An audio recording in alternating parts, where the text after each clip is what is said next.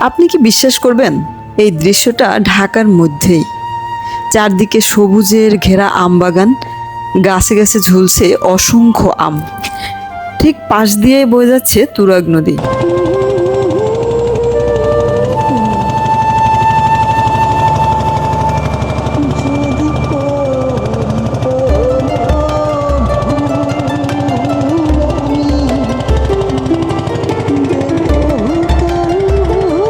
শহরের কোলাহল থেকে মাত্র কয়েক মুহূর্ত দূরে লুকিয়ে আছে এমন এক শান্তির ঠিকানা।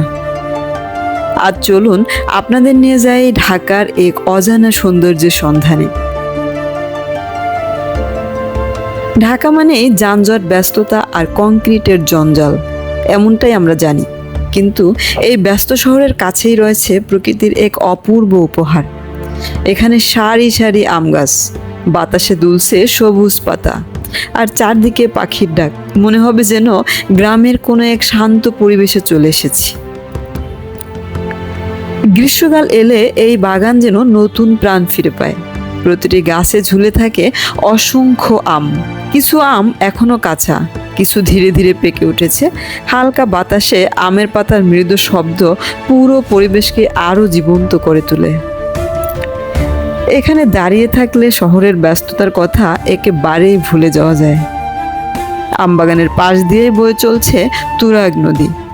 একসময় এই নদী ছিল বাণিজ্যের অন্যতম পথ।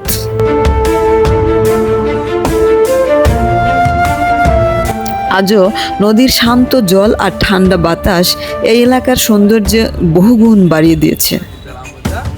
নদীর পাড়ে বসে সূর্যাস্ত দেখা সত্যি এক অসাধারণ অনুভূতি। ধন্যবাদ সবাইকে। আল্লাহ হাফেজ। দেখা হবে নতুন কোনো ভিডিও আর অজানা কোনো গল্প নিয়ে। সে পর্যন্ত সাথেই থাকুন। আল্লাহ হাফেজ। Bye bye, tata.